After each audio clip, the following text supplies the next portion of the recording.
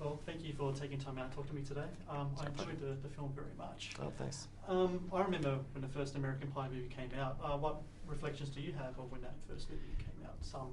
12 years ago now? Yeah, no, we were in college at the time, and we had just started writing together. We're friends from high school, actually, and midway through college, we started writing a screenplay, and it was the same type of movie that American Pie was. It was going to be that first R-rated youth comedy in a very long time that has real young people acting the way they do, interested in the things that they do.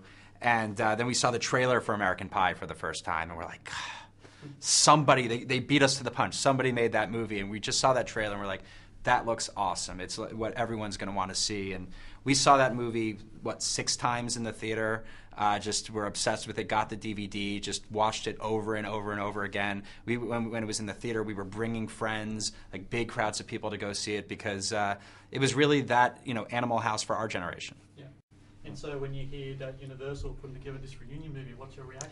Well, the first time we heard about American Pie Reunion was from our friend Jon Cho, from the Harold and Kumar movies, and he had heard that they were going to do bring the entire cast of American Pie back for a high school reunion, and we were just excited as fans. We didn't think that we were going to write it or direct it. We were like, I can't wait till that comes out. I'm curious where everybody is today and what they're going to look like, and all that stuff.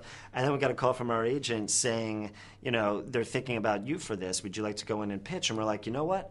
Yeah, that sounds awesome. We're huge fans of the franchise. We're around the same age as the characters and are going through that sort of phase of life where you're sort of wondering what happened to your high school friends. You haven't seen them in a while and reconnecting and and we had also worked on the Harold and Kumar movies, so we were used to sequels and trying to one-up ourselves and do all that and we were just excited to it felt like the type of thing that was a different movie but familiar, and we were just it was just a great match for us. Yeah. It was just great. Well, you touched on the whole Harold and Kumar movies. You guys wrote all the scripts. You directed the last one. Would it be fair to say that without American Pie, there wouldn't be a Harold and Kumar?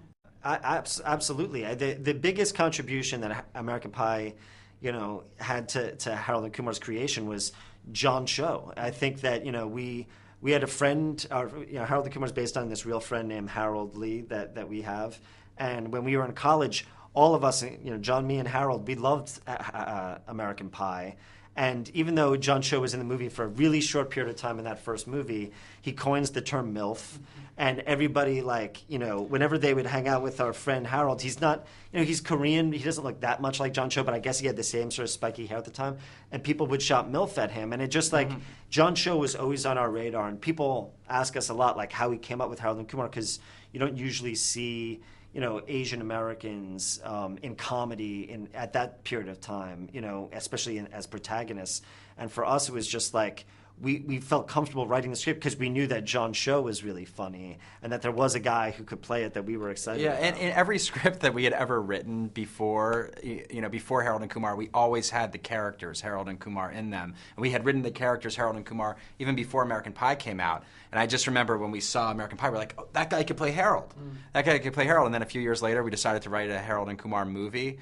And, they auditioned every Asian actor all over the world who was in that age range, and Jon Cho got the job. Mm-hmm. How important was it to get everyone back on board in this?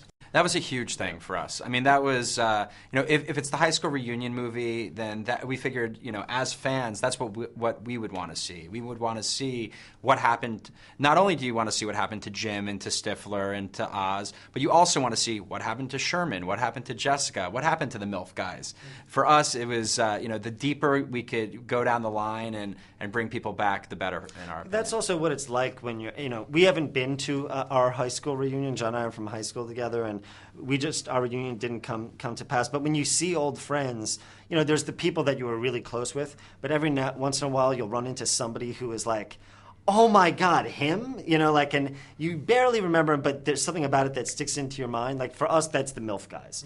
Yeah. They're so minor in the first movie and only basically have one word, let alone one line. Mm-hmm. And yet, for us, that's the fun of it, is not just seeing where the main characters are, but filling it up with the side characters too. When you have a character like Stifler, does your mind go crazy of what type of stuff you can have him do? It's great. The thing for us with Stifler was really you know, what we were inspired by is like, well, what happens to that guy from high school, the guy who threw the parties, who was the coolest, most popular kid? And a lot of times that guy usually peaked in high school. So we felt like it would be really interesting to try to make it where, in a sense, you're really rooting for Stifler in this movie, as opposed to him being kind of like the jackass who's you know, causing problems for everyone. He does that in this movie too. We didn't want to lose all of that, but it was fun for us to be like, hey, let's make it where like Stifler's an underdog in this film, and then he gets unleashed when everyone's back. And you know, when you have a talent like Seann William Scott at your disposal, you're just constantly just trying to find all the different things we can do. So it was things like, hey, Stifler has never really had scenes with Jim's dad. Let's give them a little time together, and you know, finding new ways to take these characters that you love and you know, bring the laughs. It's also fun to think about, you know, now Stifler's in his 30s, and okay, well, that doesn't necessarily mean he has to have grown up at all, you know, and it's fun that, you know, in high school he was chasing high school chicks, and now that he's in his 30s, he's still chasing high school chicks, and you know that he's, you know, it adds a certain creepiness to his character now, and a certain, like, a little bit of patheticness that you know, he didn't have in the first movie, because it fit. Now in your 30s, it's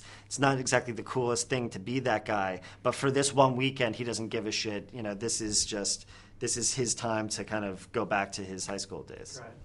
Well, I enjoyed the film very much, and I thank you very much for taking the time. Well, thank you. Thank you. Glad you liked it. Absolutely.